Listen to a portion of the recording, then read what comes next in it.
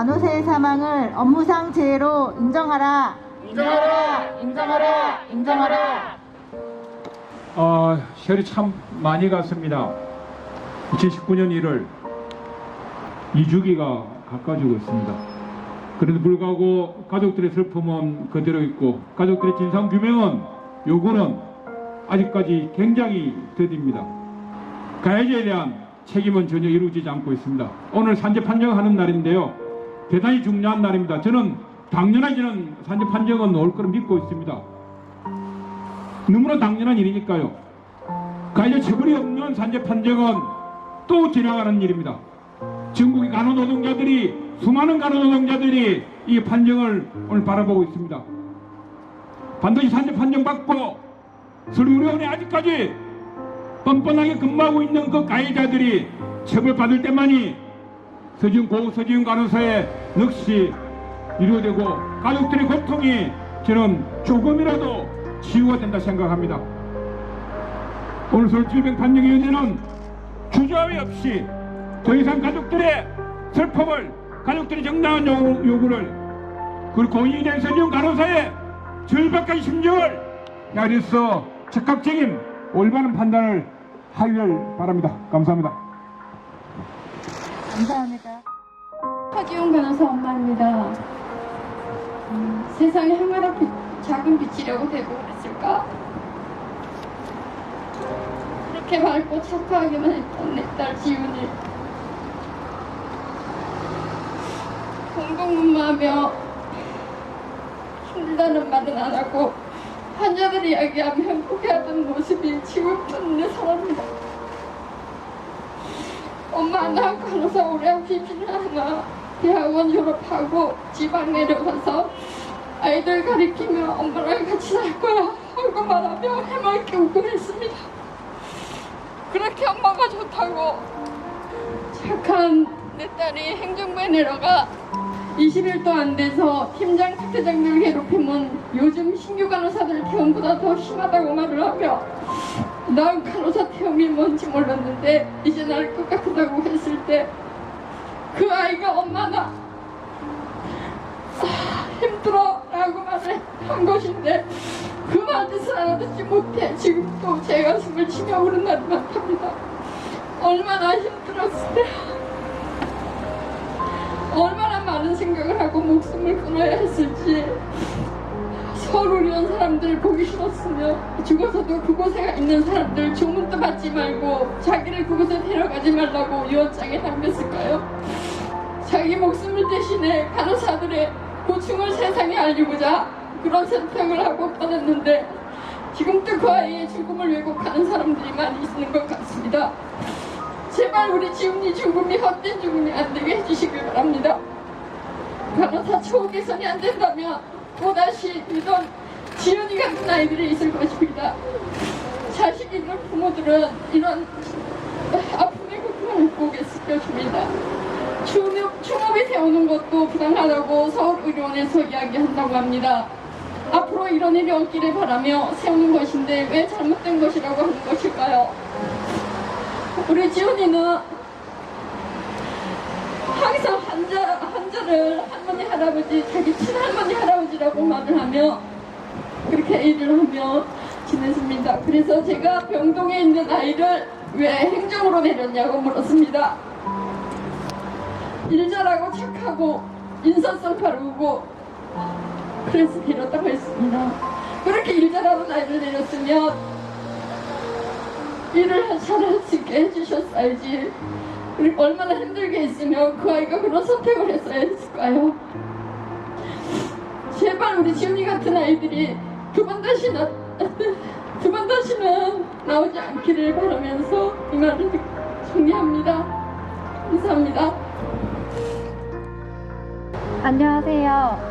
바람이 제법 차고 쌀쌀한 게 완연한 가을이 되었습니다.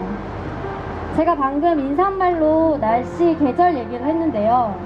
불과 20개월 전까지만 해도 저는 계절의 변화를 모르고 살았습니다.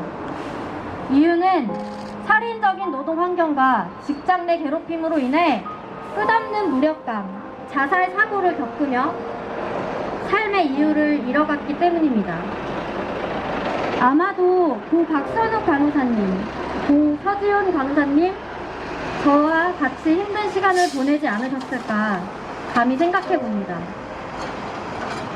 그래서 저는 오늘 다시는 이런 비극이 일어나지 않도록 서 간호사님의 업무상 질병 인정과 이런 비극의 생존자인 저 역시도 같은 업무상 질병 산재 인정 촉구를 하기 위해 이 자리에 섰습니다. 우리나라는 국가보장보험의 하나로 사업장에 취업을 하게 되면 산재보험이 의무적으로 가입되게 되어 있습니다. 산재는 신체적인 것이라고만 생각하시기 쉽지만 정신적으로도 질병을 얻게 될 수 있습니다. 앞서 스스로 목숨을 끊으셨던 간호사 두 분과 마찬가지로 저 역시 그 피해자 중 한 사람 생존자입니다. 간호사들의 직장 내 괴롭힘 문제는 인성적으로 부족함이 있는 가해자가 다른 사람을 괴롭히는 것이라고들 생각하시는데요. 이는 본질적인 문제를 비켜간 이해이기도 합니다. 피해자들은 가해자가 어떤 특정 사람이다 라고 말하기도 하지만 하나같이 많은 분들께서 병원 그 자체가 가해자다 라고도 이야기합니다. 그 이유에 대해 말씀드리고 싶습니다. 먼저 저는 처음부터 잘못 끼워진 잔투였던 교육 환경에 문제가 있었음을 이야기하고 싶습니다. 간호사들의 노동 환경이 열악하고 일이 고되다는 것은 메르스, 코로나, 각종 감염병을 겪기 전부터 많은 분들이 공감하시던 일입니다. 그런데 이 간호사들, 교육 도대체 얼마나 받고 환자를 간호하게 되는지 아십니까? 생사의 기로에 있는 중환자실 간호사의 교육기간이 최대 3개월입니다. 일반 병동은 2달 이상 주지 않죠. 여러분, 일반 사무직 회사에서도 수습기간 3개월이지 않습니까? 그런데 2-3달이 지나면 온전히 한 사람의 몫으로 환자를 담당하도록 일이 주어집니다. 2달 안에 완전히 일을 습득할 수 있을까요? 네, 누가 생각해도 불가능합니다. 이로 인해 간호사들은 누구나 심각한 압박감을 받게 됩니다. 즉, 가르치는 사람도 배우는 사람도 노동자도 환자도 안전하지 않습니다. 그리고 한 가지 더, 병원마다 다른 교육기간과 제도. 더 심각한 문제는 바로 여기 있습니다. 2-3개월의 교육도 짧은데 이는 500병상 이상의 대형 병원이나 가능한 교육기간입니다.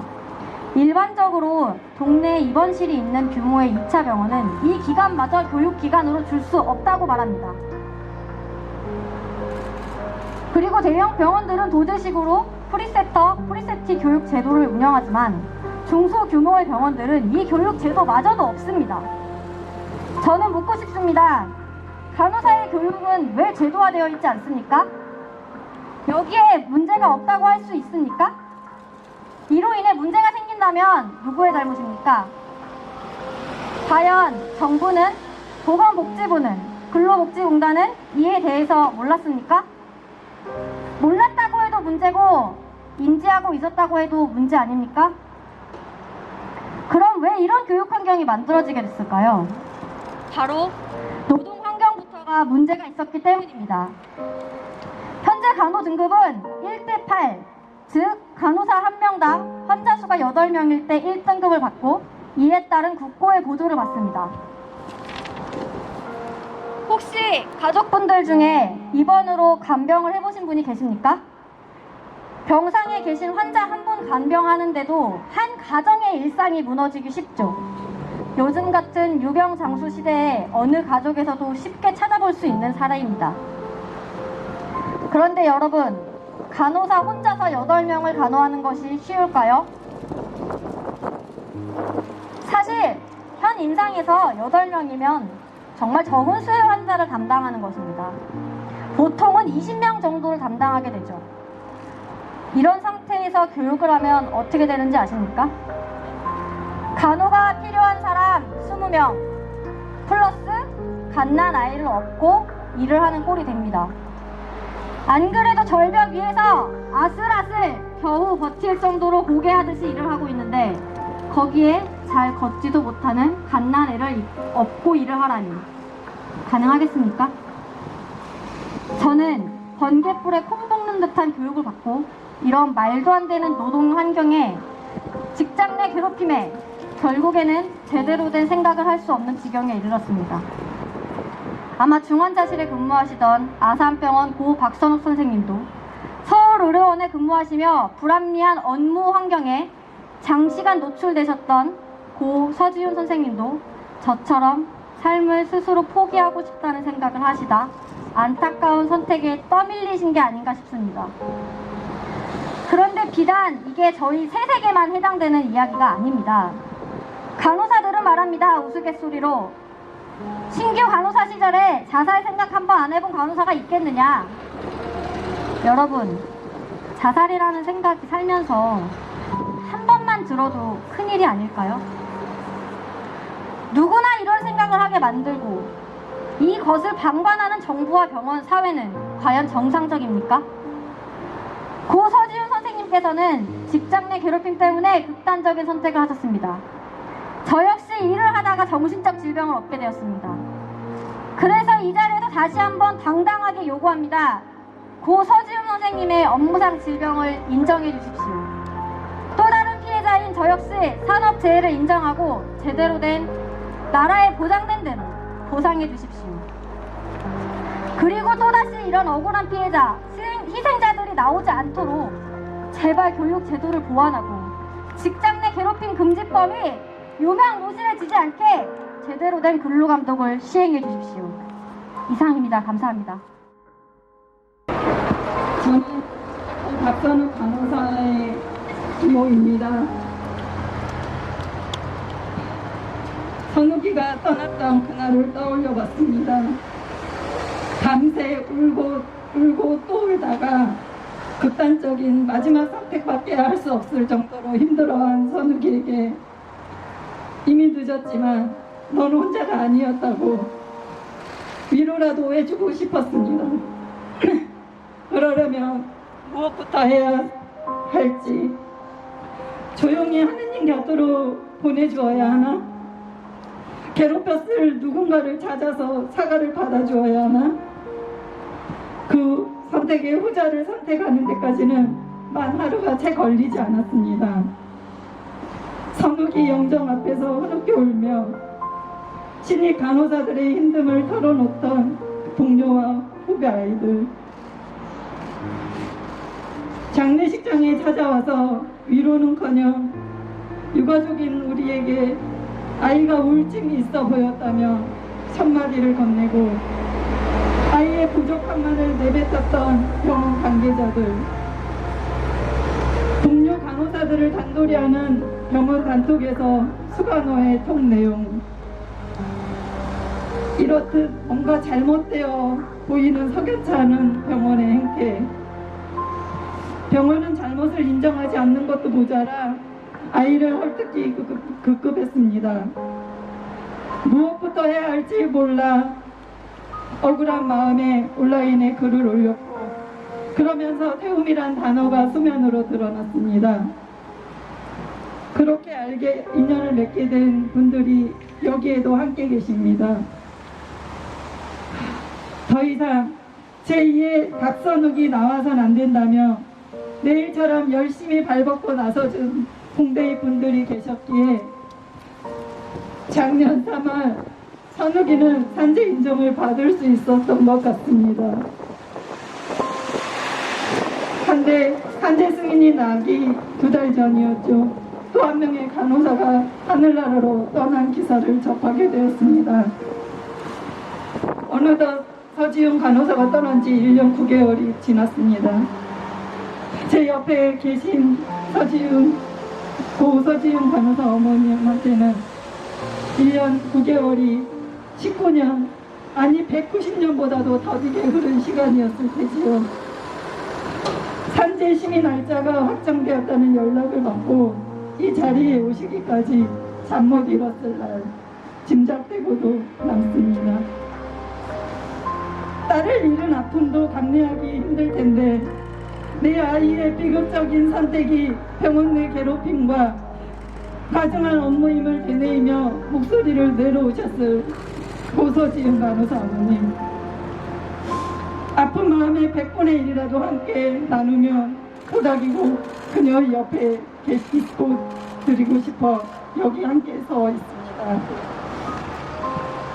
우리 선우기 때 그랬듯이 서지훈 간호사 또한 당연히 산재로 인정될 거라 저는 질병판정위원님들을 믿어봅니다. 더 이상 힘듦을 호소하며 병원을 떠나거나 죽음을 선택하는 간호사가 더 이상 나오지 않기를 바랍니다. 그러기 위해선 아직까지 꿈쩍도 하지 않는 병원들의 변화가 있어야 할 테지요. 선우기에 사고를 접하면서 알게 된 근본적인 간호사의 부족 문제와 신입 간호사의 충분하지 못한 교육 시스템과 휴식이 보장되지 못한 노동 시간, 그 외의 괴롭힘들, 이런 간호사들의 처우가 개선된다면 우리가 알게 되었던 태움이라는 건 서서히 사라지지 않을까 저는 생각해 봅니다. 이를 위해 열심히 뛰고 계신 많은 분들, 저는 그저 조용히 응원합니다. 감사합니다. 저희 노동조합은 2019년 1월 서울의료원의 서지훈 간호사의 죽음을 접했습니다. 우리 노동조합은 당연히 직장 내 괴롭힘이다라고 판단하였지만 병원은 은폐만 하였습니다. 노동조합은 시민사회 단체랑 고 서지훈 간호사 직장 내 괴롭힘 문제 해결을 위한 시민 대책위를 꾸렸고 지금 벌써 대책위가 1년 10개월 가까이 진행되고 있습니다. 그 사이에 많은 일이 있었습니다. 지금은 고인이 되었지만 서울시장이었던 고 박원순 시장은 유가족과의 면담에서 사과를 하였고 그리고 서울의료원 내에 추모비를 설립하겠다고 약속했습니다. 그리고 서울시는 관리 감독의 잘못을 인정하고 고 서지훈 간호사 진상규명위원회를 꾸려 진상조사를 하였습니다. 진상조사위원회에 권고안 34가지가 발표되었습니다. 34가지 안에는 서울의료원의 혁신을 바라는 내용이 많이 있습니다. 뿐만 아니라 가해자를 징계하고 다시는 서울의료원에 이 같은 일이 발생되지 않도록 하도록 하는 권고안이었습니다.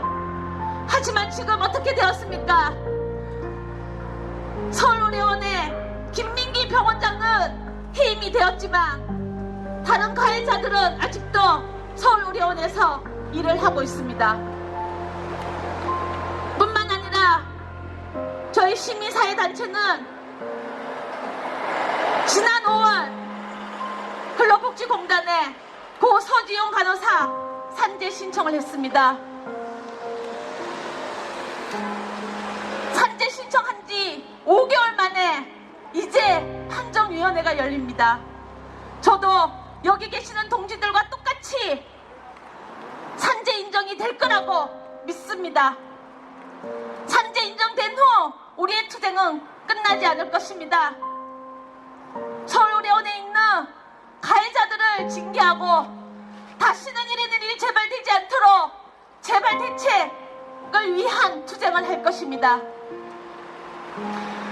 지난 1년 10개월 동안의 투쟁을 바라보면서 가만히 있으면 우리의 투쟁은 단순히 간호사의 목숨은 개인의 자살이냐 치부되었겠지만 우리 시민대책위가 1년 10개월 동안 투쟁한 보람으로 지금 현재 서지훈 간호사의 죽음은 직장 내 괴롭힘으로 인정될 것입니다. 앞으로 이 세상에 모든 노동자들이 안전하게 일할 수 있고 인권이 있는 곳을 만들기 위해서는 우리 시민대책위도 끝까지 투쟁할 것입니다. 감사합니다. 질병판정위원회는 간호사의 사망을 임상재해로 인정하라.